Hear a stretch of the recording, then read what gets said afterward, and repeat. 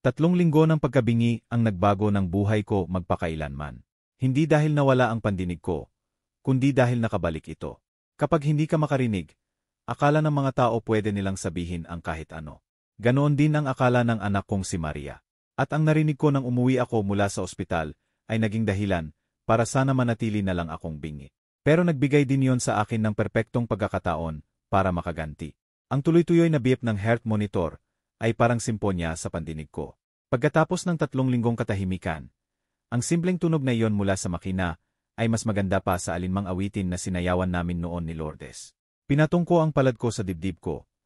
Nararamdaman ang tibok ng puso ko na sumasabay sa ritmo ng makina. Mang Tony, malinaw na malinaw ang boses ni Dra. Reyes, hindi malabo, hindi malayo, perpekto. Narinig mo ba ako ngayon? Tumango ako. Takot na baka masira ang himalang ito kapag nagsalita ako. Nakadikit pa rin sa tenga ko ang headphone ng hearing test, at bawat tono, bawat bulong, bawat hininga ay malinaw na malinaw. Nanginginig ang kamay ko nang tanggalin ko iyon. Nabalik lahat, bulong ko, tapos mas malakas, nabibigla sa tunog ng sarili kong boses. Lahat po. Ngumiti si Dra. Reyes habang nagsusulat sa tablet niya. Kaluskos ng stilo sa screen. Isa pang tunog na akala ko'y nawala na. Tumigil na ang pamamaga. Normal na po ang pandinig ninyo sa lahat ng frequency. 3 linggo na ang nakaraan. Ninakaw ng aksidente sa construction site ang mundo ko ng tunog. Hindi ako tinamaan ng nahulog na beam. Pero ang malakas na drill malapit sa tenga ko ang nagdulot ng pansamantalang pinsala. Posibleng permanente, sabi nila noon. Pero heto ako ngayon, nakikinig sa simponya ng ospital. Tunog ng elevator, yapak sa koridor, malalayong usapan, ang swish ng automatic door. Magugulat talaga si Maria. 3 linggo niyang inasikaso ako. Tumira sa bahay para tulungan ako habang gumagaling. Nainitan ang puso ko sa isiping makita ang reaksyon niya. Kailangan ko nang tawagan ang anak ko. Sabi ko habang inaabot ang cellphone. Tapusin muna po natin ang discharge papers, sabi ni Dra. Reyes. Gusto nating maayos ang dokumento. Pinirmahan ko ang mga papel nang nanginginig ang kamay. Halos hindi binabasa. Kaluskos ng ballpen sa papel. Isa pang tunog na nakalimutan ko na. Si Nurse Leticia ang nag-explain ng follow-up appointments. Pero kalahati lang ang narinig ko. Iniisip ko pa rin ang mukha ni Maria kapag binuksan ko ang pinto at tinawag siya sa pangalan. Mag-isi-isip po muna ang mga unang araw, sabi ni Leticia. Kailangan pang masanay ang utak ninyo sa lahat ng tunog. Nagkasalamat ako sa kanila at naglakad patungong elevator. Umalingaw-ngaw ang mga yapak ko sa hallway. Bawat tunog ay parang regalo na binubuksan. Bumukas ang pinto ng elevator na may malambot na ding. Pumasok ako at pinindot ang parking. Kahit ang maliit na click ng buton ay napakaganda pakinggan. Nakahintay sa dati kong pwesto ang Honda Civic ko, kung saan ako inihatid ni Maria 3 linggo na ang nakaraan. Natakot ako noon sa posibilidad na permanente ang pagkabingi ko.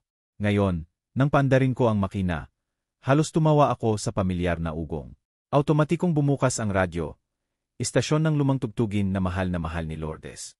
May dahilan ang lahat. Sabi ko ng malakas. Inuulit ang madalas sabihin sa akin ni Lourdes tuwing mahirap ang buhay. 15 minutong biyahe pauwi ang lumipas na parang mabilis lang. Puno ng muling natuklas ang tunog.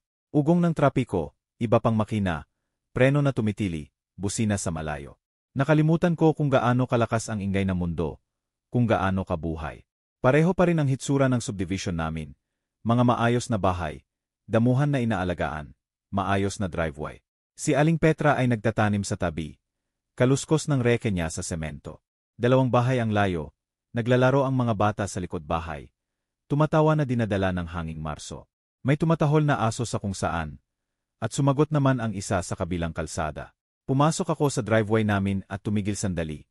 Tinitingnan ang 2 palapag na colonial house na binili namin ni Lourdes 30 taon na ang nakaraan. Nakaparada ang kotse ni Maria sa tabi ng pathway. Nasa loob siguro, naghahanda ng hapunan o nanonood ng afternoon show. Nagdalawang isip ang kamay ko sa door handle. Dapat ba ako sumigaw agad pagpasok ko? O sorpresahin siya? Hanapin ko siya sa kusina at magsalita ng normal. Panoorin ang mukha niya habang nababago ng tuwa at pagkamangha. Pinili ko ang sorpresa. Habang umaakyat sa hagdanan, narinig ko ang mga boses mula sa loob.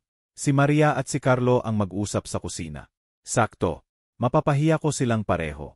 Tahimik na ipinasok ko ang susi at binuksan ang pinto ng marahan. Mas malinaw ang boses nila nang makapasok ako sa hallway. Hala, nakauwi na naman yang matandang pasanin. Sabi ni Maria mula sa kusina, matigas at puno ng inis. Natigilan ako, nakahawak pa rin sa doorknob. Mas masakit pa sa akin iyon kaysa sa nahulog na BM. Pasanin. Sumunod ang boses ni Carlo, malinaw din.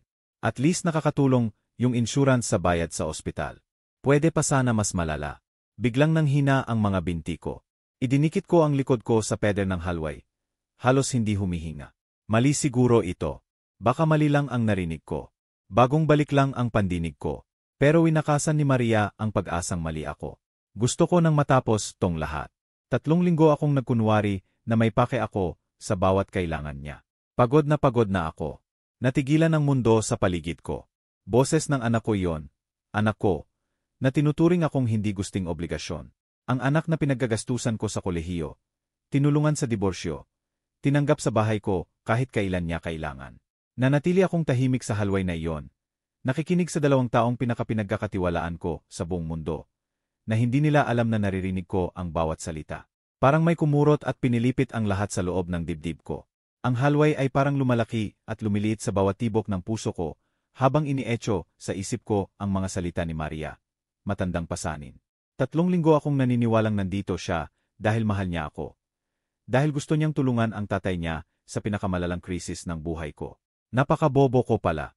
Nanghina ang mga tuhod ko. Pero pinilit kong manatiling nakatayo, nakadikit sa peder. Kailangan ko pang marinig ang iba. Kailangan ko pang maintindihan kung ano talaga ang kinakaharap ko bago ako gumawa ng desisyon. Maingat akong lumakad sa hallway. Mas nilapit ang sarili ko sa pintuan ng kusina. Nagpatuloy ang usapan nila, at bawat salita ay parang isa pang pako sa kabaong ng tiwala ko. Maganda raw ang reviews ng Sunset Manor, sabi ni Maria. Hindi naman masyadong mahal. Saklaw ng insurance ang down payment. Tumawa si Carlo, dating kaibigan ang tunog noon. Kapag wala na siya rito, pwede na nating i-renovate tong bahay. Bagong kusina, tanggalin natin yung wall sa dining at living room. Sabi ng realtor, madadagdagan ng 2.5 milyon ang halaga, dagdag ni Maria. Pwedeng higit pa, depende sa banyo ng masters. Pinlano nila ang buhay ko na parang patay na ako. Tinuring ang bahay ko na para bang sa kanila na. Hinawakan ko ng mahigpit ang pader hanggang pumuti ang mga kuko ko. Pinipilit tahimik ang hininga. Pero hindi pa tapos. Sa tingin mo may hinala siya? Tanong ni Carlo. Joke ka ba? Hindi nga naririnig kahit ano. Kawawa naman yang matanda. Nakaupo lang.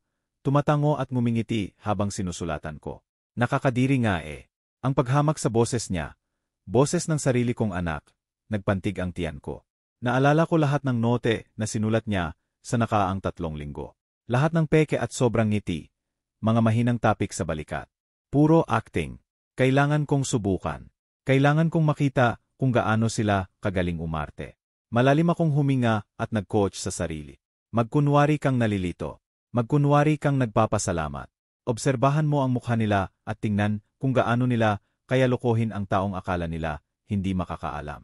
Pumasok ako sa kusina, sinadya kong mas malakas ang yapak ko. Parang unsure pa sa balanse. Si Maria at Carlo ay nakaupo sa mesa, at agad na nagbago ang anyo nila. Perpekto at biglaan. Tay! Tumayo si Maria, agad na puno ng pag-aalala ang mukha, o akala niya. Tumakbo siya at hinawakan ang braso ko ng mahina.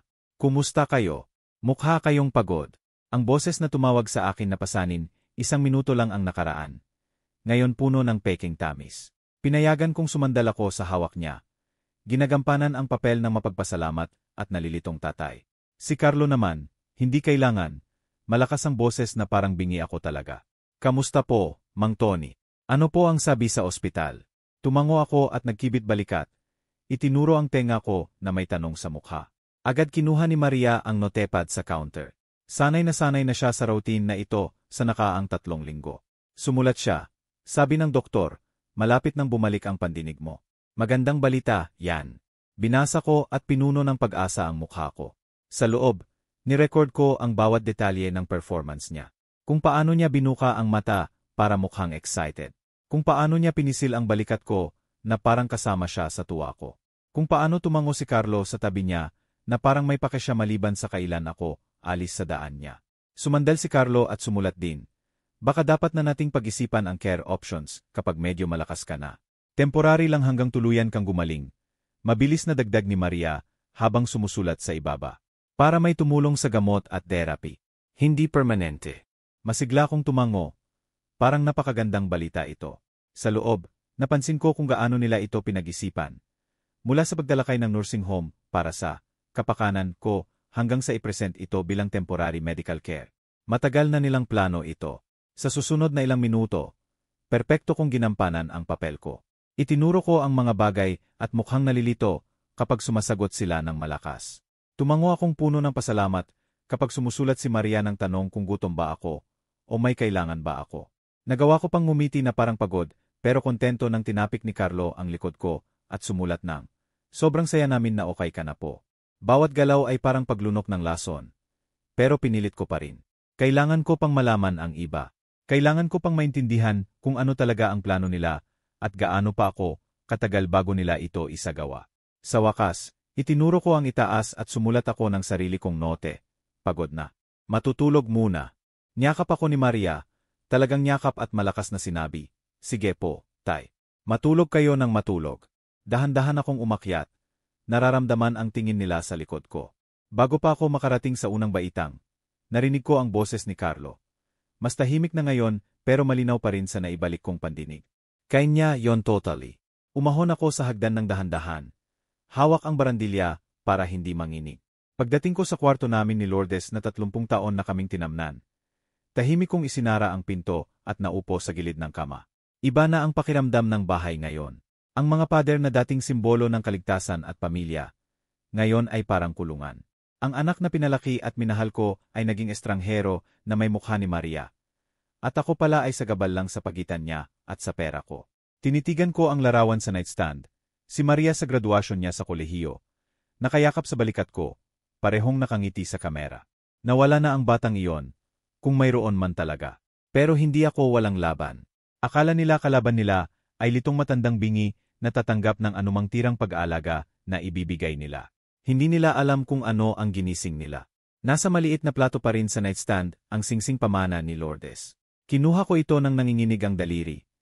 Naalala kung paano niya ito pinipilipit kapag nag-iisip. Alam niya kung ano ang gagawin kay Maria. Lagi niyang nakikita ang totoong kulay ng tao, kahit ako hindi. Sa ibaba, naririnig ko pa rin ang boses nila sa kusina. Akala nila may panahon pa sila para iplano ang kinabukasan ko. Ibinalik ko ang singsing at maingat na lumabas ng kwarto. Maganda ang acoustics ng lumang bahay namin. Ako mismo ang tumulong magdisenyo ng ilang renovation, 20 taon na ang nakaraan. Maganda ang pagdadala ng tunog mula kusina ng vent malapit sa hagdan. At kung tamang-tama ang pwesto ko sa halway, naririnig ko ang lahat. Sinubukan ko ang bawat hakbang. Naalala kung alin ang umuungol. Ang ikatlong baitang ay umuungol sa kaliwa, pero tahimik ang kanan. Kalaman mula sa 10 taon ng pamumuhay dito. Ngayon ay may bagong layunin na hindi ko kailanman inasahan. 4,800 ang Sunset Manor kada buwan. Sabi ni Carlo nang makapwesto na ako. Pero sa klaw ng Medicare ang karaniwan kung tama ang medical evaluation. Malinaw ang boses ni Maria mula sa vent. Sabi ng realtor, abutin ng hindi bababa sa 25 milyon tong bahay. Pagkatapos ng mortgage, may 18 milyon pa tayo pambayad sa Whitefish. Ang bahay ko, ang tahanan na binuo namin ni Lourdes, kung saan kami nagpalaki ng mga anak, kung saan siya huling huminga, tinatrato nila na parang panindalang. Gaano katagal? Tanong ni Carlo. 2 buwan, pwede pang mas maaga. Kailangan muna nating patunayan na hindi na niya kaya. I-document natin ang mga insidente, memory lapses. May utang na loob sa akin si Yar Cruz, mula nung tinulungan ko siyang bumili ng sasakyan. Pwede niyang sulatan kung ano ang kailangan natin. Hinawakan ko ng mahigpit ang barandilya hanggang pumuti ang kuko ko. Hindi lang nila ako plano iwan. Plano nilang gumawa ng ebidensya ng sakit ko sa pag-iisip. Ang sarili kong anak, nagbabalak sirain ang reputasyon at kalayaan ko. Lumapit ang yapak sa sahig ng kusina at lumakas ang boses ni Maria. Tingnan ko nga siya, baka maghinala. Mabilis pero tahimik akong bumalik sa kwarto. Nagkunwaring natutulog. Alam kong iniiwasan ni Maria ang umuungol na ikatlong baitang. Tay, malakas niyang tawag. May dala akong tsaa. Dahan-dahan kong binuksan ang mata. Parang bagong gising. Hawak ni Maria ang mainit na tasa. Nakangiti ng may pag-aalala na nakakasuka sa tiyan ko. Inilagay niya ang tasa sa nightstand. katabi mismo ng plato ng singsing ni Lourdes. Hindi ko palalagpasin ang simbolismo. Alaala ng asawa ko na inililipat ng panlilinlang ng anak ko. Mukha kayong pagod kanina, sabi ni Maria ng malakas at mabagal. Okay lang po ba kayo? Tumango ako at kinuha ang notepad. Sumulat ako, salamat. Napakabuti mo sa akin. Parang laso ng lasa ng mga salita. Pero lumiwanag ang ngiti ni Maria. Tinapik niya ang balikat ko ng may hitsura ng pagmamahal na makikita lang ng mga taong hindi nakakakita ng kalkulasyon sa mata niya. Matulog kayo ng matulog, Tay. Kami na ni Carlo ang bahala sa lahat. Pagkaalis niya, nanatili akong tahimik, nakikinig sa yapak niyang bumaba. Pagkatapos ay narinig ko ulit ang boses niya. Nagulat kay Carlo. Wala siyang kaalam-alam, tulad ng plano natin. Uminom siya ng tsaa na parang mabuting pasyente. Tumawa si Carlo. Perfect.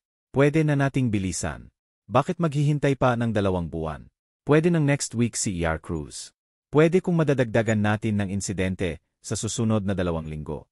Sa katapusan ng buwan, pwede na siyang mailipat at makapaglisting na tayo ng bahay.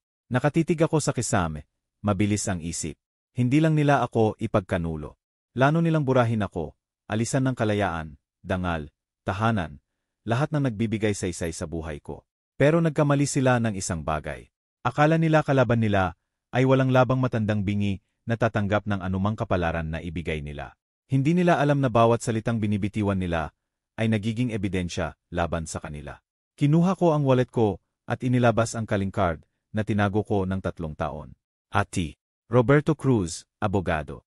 Siya ang humawak ng estete ni Lourdes at lagi akong ginugulo na i-update ang sarili kong testamento. Bukas, tatawagan ko siya. Ngayong gabi, makikinig ako sa bawat salitang sasabihin nila. Gusto nilang maglaro sa buhay ng matanda. Ipapakita ko sa kanila kung gaano iyon mapanganib. Kinabukasan, nagising ako na hawak pa rin ang calling card ni Ati. Roberto Cruz. 7:30 ng umaga ang nakasulat sa alarm clock. At naririnig ko na si Maria sa kusina. Naghahanda ng kanyang pang-araw-araw na Calling Daughter performance. Mula sa bintana ng kwarto, nakita kong naglo-load si Carlo ng kung ano sa kanilang kotse. Malinaw ang boses nila sa umaga. May tungkol daw sa pamimili at lakad. Sakto. Kailangan ko silang mawala para maisakatuparan ang plano ko. Bumaba ako ng dahan-dahan. May pag-aalangan pa sa bawat hakbang na parang nahihirapan pa sa pandinig. Tumitingin si Maria mula sa stove kung saan siya nagsiscramble ng itlog. At agad na nagliwanag ang kanyang peking ngiti. Magandang umaga po, Tay, malakas niyang sigaw. Gawa ko po ang paborito ninyong almusal. Tumango akong puno ng pasalamat at itinuro ang tenga ko na may tanong sa mukha. Kinuha niya agad ang laging-lagi niyang notepad at sumulat. Pupunta kami ni Carlo mamili ngayong umaga. Okay lang po ba kayong maiwan ng ilang oras? Sumulat ako pabalik. Naman, salamat sa pag-aalaga sa akin. Mapait ang lasa ng kasinungalingan. Pero kitang-kita ko sa mukha ni Maria na totally siya naniniwala. Hinalikan niya ang noo ko. Isang galaw na dating nagpapainit ng puso ko, pero ngayon nakakadiri na. Babalik kami mga 3:00. Malakas at malinaw niyang sabi. May sabaw sa ref kung gutom kayo. Pagkaalis nila ng 10:45, naghintay ako ng eksaktong 15 minuto bago kunin ang telepono. Matanda na ang ugali ko mula pa noong engineer ako. Laging i-double check ang sukat, ang timeline, at magkaroon ng backup plan. Sumagot si Ati. Roberto sa 2nd ring. Henley Cruz Law Office po.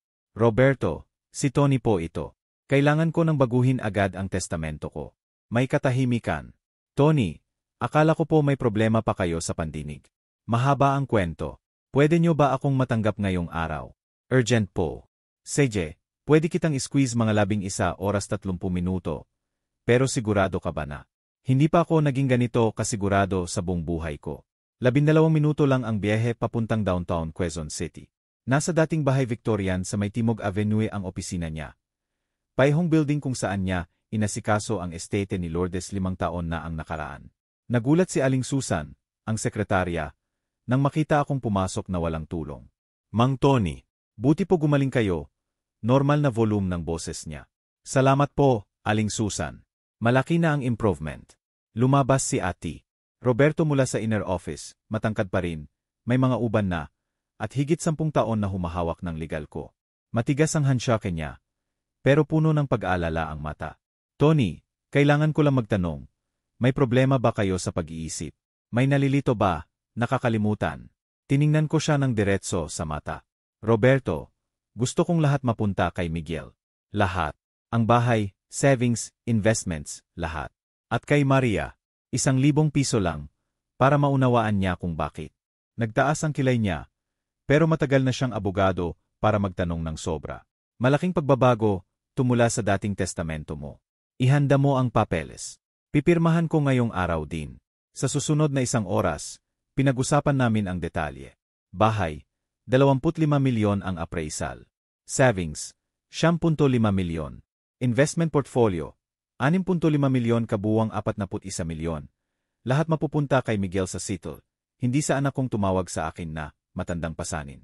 Kailangan ko ng witnesses, sabi ni Roberto habang finalize ang draft. Gamitin mo ang staff mo. At Roberto, gusto ko ng kopya na maiuwi ko ngayon. Hindi naman usual, pero kaya naman. Nang 1 oras 15 minuto ng hapon, pirma na, witness na, at na-file na ang bagong testamento. Lumabas ako ng opisina ni Roberto na may sealed envelope sa kamay. Pakiramdam ko mas magaan ako kaysa sa nakaraang mga linggo. Hindi dahil sa pinaubaya ko kay Maria, kundi dahil nakuha ko uli ang kontrol sa buhay ko. Sa bahay, prominente kong inilagay ang envelope sa ibabaw ng kitchen counter. Eksakto kung saan niya agad makikita pagbalik nila. Pagkatapos ay naupo ako sa sala na may dyaryo. Sa recliner ko kung saan ko naririnig ang lahat sa kusina. 2 oras 45 minuto ng hapon. Narinig ko ang pagsara ng pinto ng kotse sa labas. Hope hindi siya nagluto habang wala tayo, sabi ni Maria. Bumukas ang pinto, may ingay ng shopping bags, yapak papuntang kusina. Tapos katahimikan. Tapos malakas na paghinga na parang hinatulan ng kamatayan. Naririnig ko ang pagpunit ng envelope. Carlo, pumasok ka dito ngayon. Anong problema? Bakit parang nakakita ka ng multo? Tingnan mo to. Papel na nagkakaluskos. Binago ng matandang iyon ang testamento niya. Pigilan ko ang hininga ko, habang nagpapatuloy na nagkukunwaring natutulog sa likod ng dyaryo. Ano ibig mong sabihin binago? Binasa ni Maria ng malakas. Nanginginig ang boses sa galit. Kay Miguel Brooks, ang anak kong lalaki, iniiwan ko ang buong ari-arian ko. Kasama ng bahay sa 847 Acacia Street, lahat ng bank accounts, investment portfolios, at personal property. Hindi pwede yan legal. Kailan niya to ginawa? Ngayong araw. Ngayong araw, Carlo. Habang tayo namimili ng groceries na parang mabubuting tagapag-alaga, siya naman downtown, ninanakaw ang kinabukasan natin.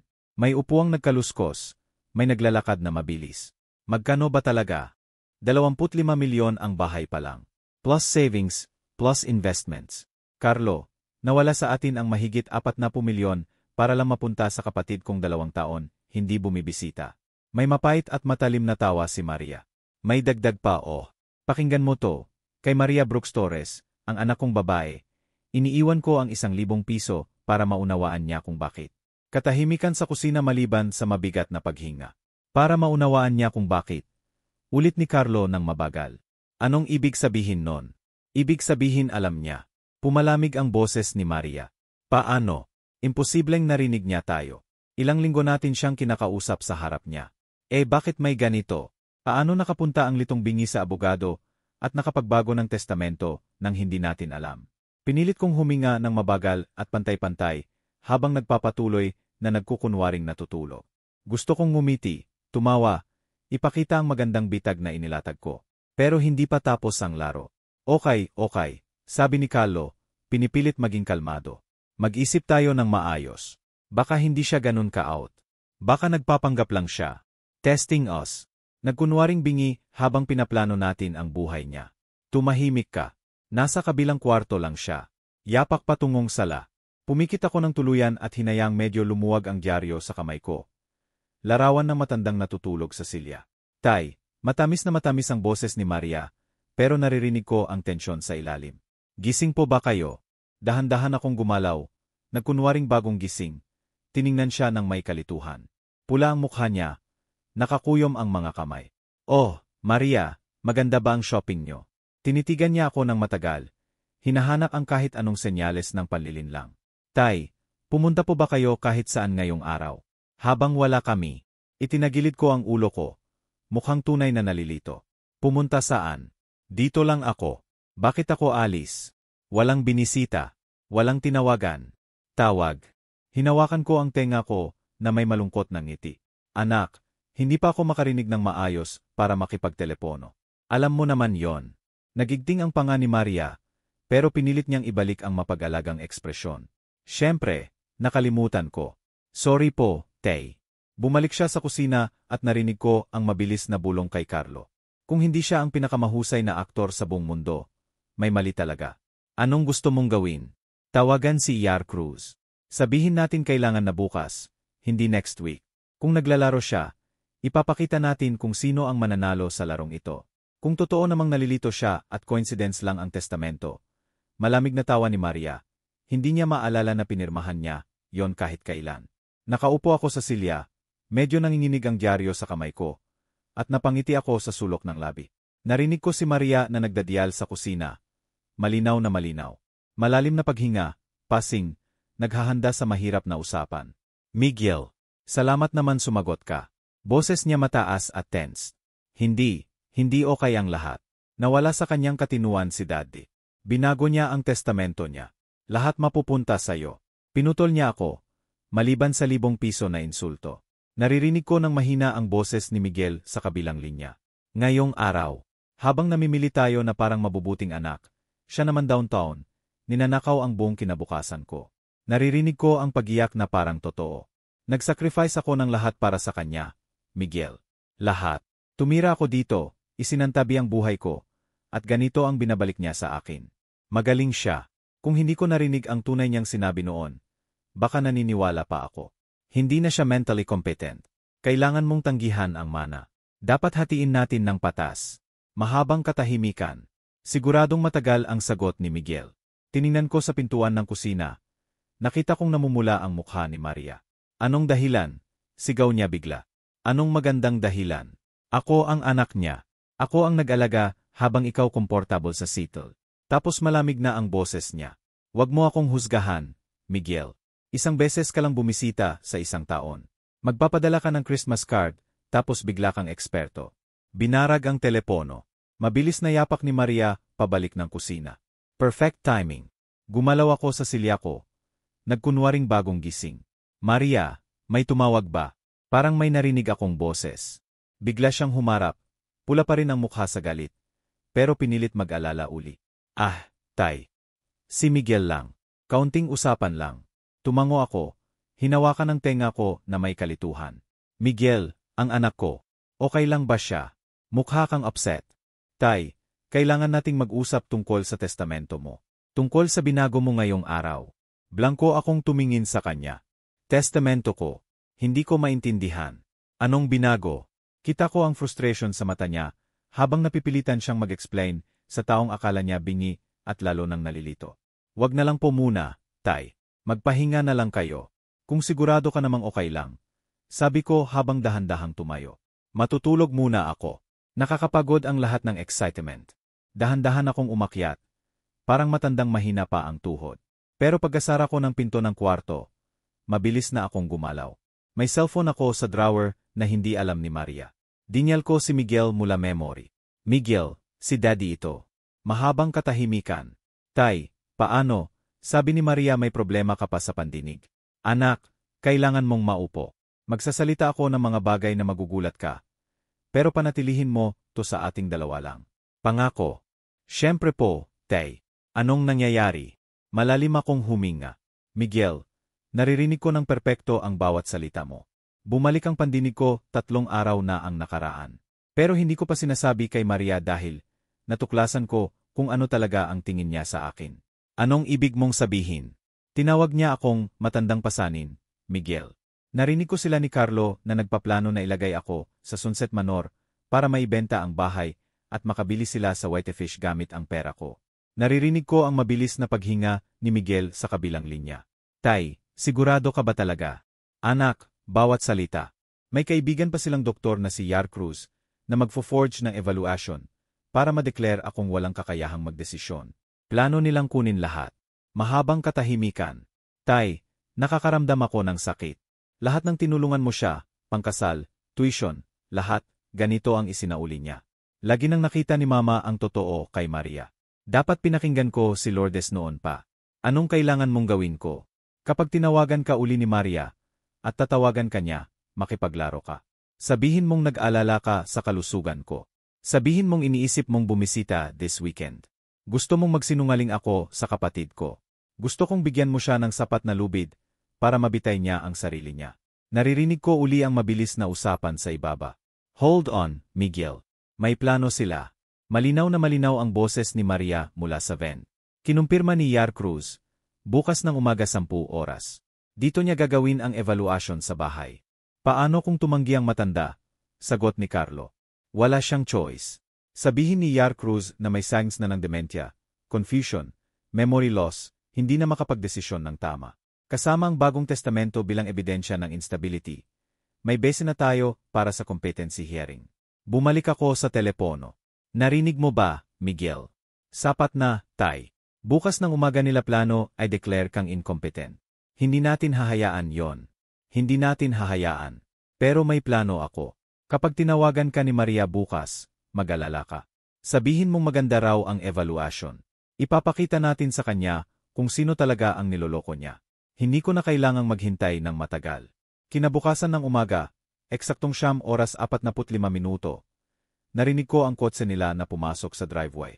2018 Toyota Fortuner nila. Binili gamit ang pera ko noong anniversary gift, daw nila 2 years ago. Naririnig ko pa rin ang boses nila habang papalapit sa pinto.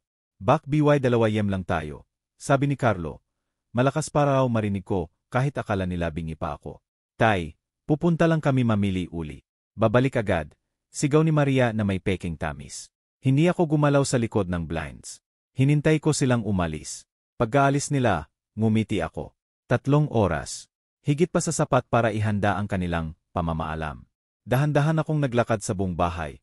Nag-iimbentaryo. Sa guest room na ginawa nilang sarili, puno ang drawer ni Maria ng mamahaling damit.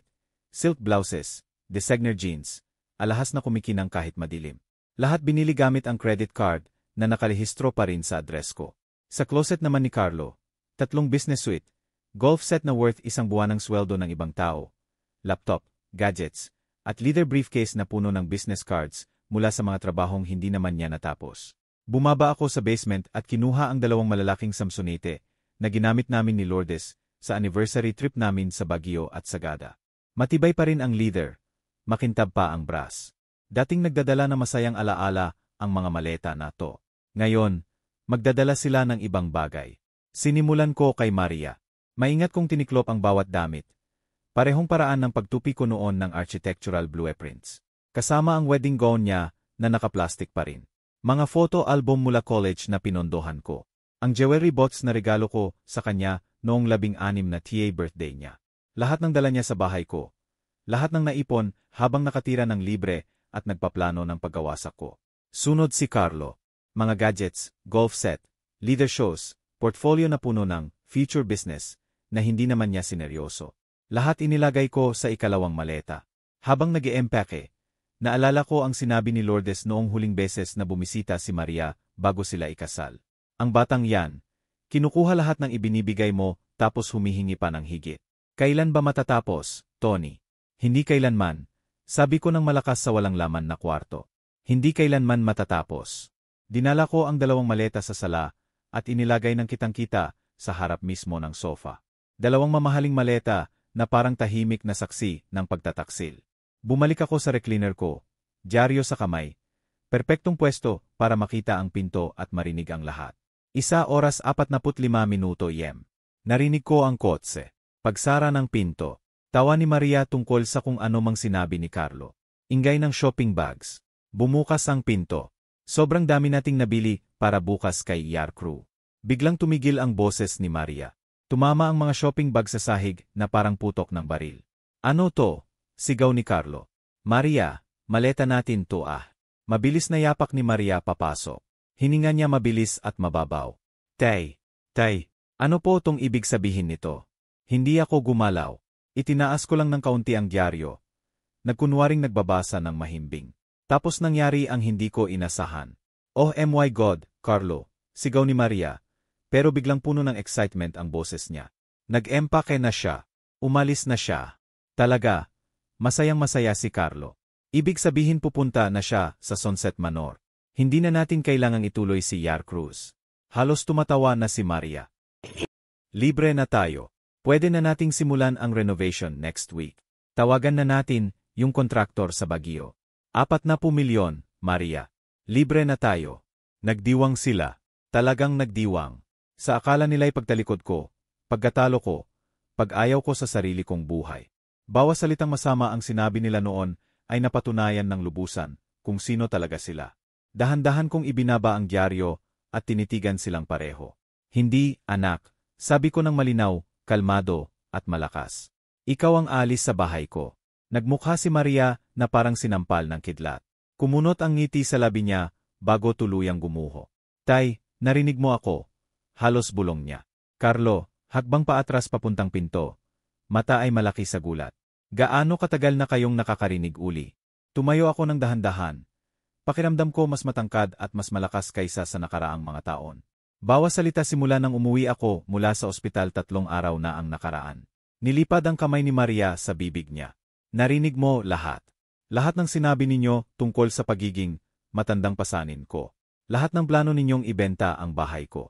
Lahat ng plano ninyong ideklara akong walang kakayahang mag-isip para makontrol ninyo ang buhay ko. Pula si Carlo sa galit. Mang Tony, nagalit lang kami noon. Alam ko na kung sino kayo ngayon. Putol ko. Alam ko na pareho. Lumuhod si Maria sa harap ko.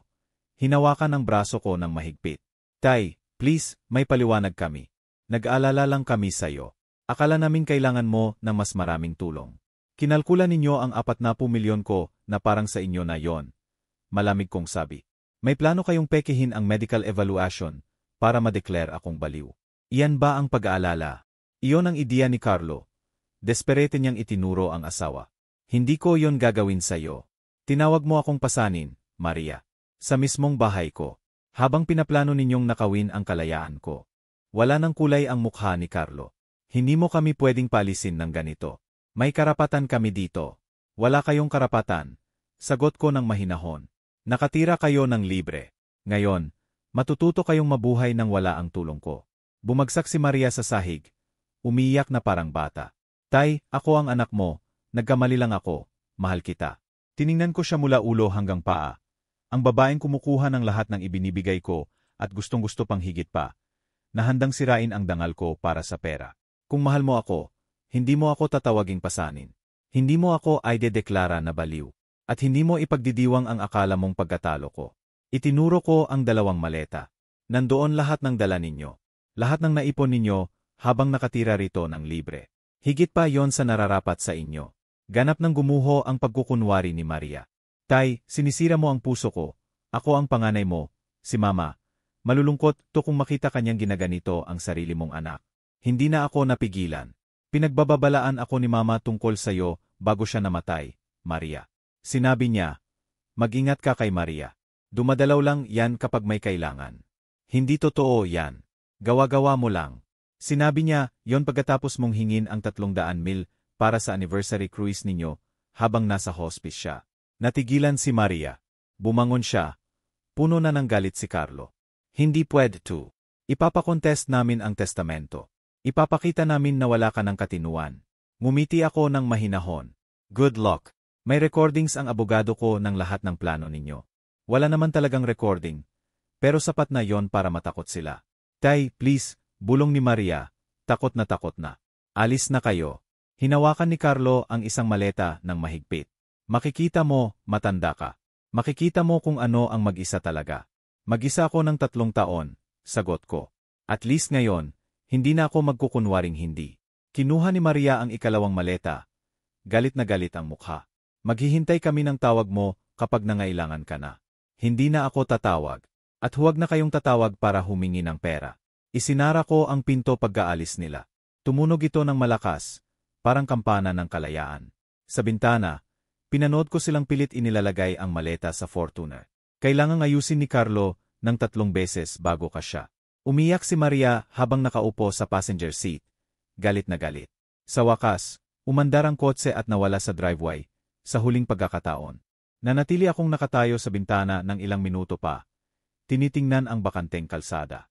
Tapos tahimik. Hindi ang nakakabinging katahimikan ng paggabingi. Hindi ang tensyon ng lihim na galit. Totoong kapayapaan. Nilakad ko ang buong bahay ng dahan-dahan. Wala na ang mamahaling moisturizer ni Maria sa banyo. Wala na ang golf magazine ni Carlo sa coffee table. Malinis at maluwag ang guest room. Sa kusina, nakita ko ang mga shopping bag na nahulog nila kanina. Itinapon ko sa basura nang hindi tinitingnan. Kung ano man ang binili nila para ipagdiwang ang akala nilang pagkatalo ko, pwede nang mabulok kasama ang plano nila. Naupo ako sa recliner ko, aking recliner, sa aking sala, sa aking bahay, at naramdaman ang isang bagay na hindi ko naramdaman mula nang mamatay si Lourdes. Ganap na kasiyahan. Walang nagpaplano laban sa akin. Walang nagsusukat ng halaga ko. Mag-isa ako, pero malaya. Tumunog ang cellphone ko. Si Miguel. Tay, kumusta? Okay ka lang ba? Lumayas na ba sila? Lumayas na. Tapos na. Paano ang pakiramdam mo? Seryoso kong tinimbang ang tanong. Malaya ako sa unang pagkakataon mula nang mawala ang mama mo. Proud ako sa iyo, Tay. Proud din si Mama. Dapat pinakinggan ko siya noon pa tungkol kay Maria. Binigyan mo siya ng lahat ng pagkakataon, Tay. Hindi yon pagkakamali. Pag-ibig yon. Mag-usap pa kami ng mahigit 20 minuto. Pangako ni Miguel, dadalaw siya suon, kasama ang mga apo ko, para makilala nila ang tunay nilang lolo. Pagkatapos ng tawag, nagluto ako ng simpleng hapunan, scrambled eggs at toast, at kinain sa mesa habang pinapanood ang paglubog ng araw. Walang nagrereklamo. Walang nagsasabi ng masakit. Walang nagtatanong kung magkano ang gastos ng pagkain ko o kailan ako magiging sobra na para magluto mag-isa. Pumasok ako sa study at naglabas ng yellow pad. Gumawa ako ng listahan. Tawagan ang bank para alisin si Maria sa emergency contacts. I-update ang medical directive. Mag-lunch sa mga dating kaibigan. Mag-book ng ticket papuntang Seattle para makita si Miguel at mga apo. Sa unang pagkakataon sa loob ng maraming taon, nagpaplano ako ng kinabukasan, hindi lang nag-endure. Habang naghahanda matulog, naalala ko ang madalas sabihin sa akin ni Lourdes noong bagong kasal pa kami. May mga tao na tingin sa kabutihan mo ay kahinaan, Tony. Mali sila. Ang kabutihan ay lakas. At kapag tumigil ka ng ibigay ito sa mga hindi karapat-dapat, iyon ang karunungan. Sa wakas, natutunan ko na ang pagkakaiba. Sa katahimikan ng kwarto ko, naririnig ko ang sarili kong hininga, matatag at payapa. Walang boses na nagpaplano sa kusina. Walang yapak na puno ng kasakiman. Bukas, magigising ako sa bahay na gusto ako. Na akin, na ako ang may kontrol. Ngumiti ako sa dilim at nakatulog ng mahimbing. Mas matagal at mas matamis kaysa sa nakaraang maraming taon. Salamat sa Diyos, nabalik ang pandinig ko. At salamat sa Diyos, narinig ko ang katotohanan bago huli ang lahat.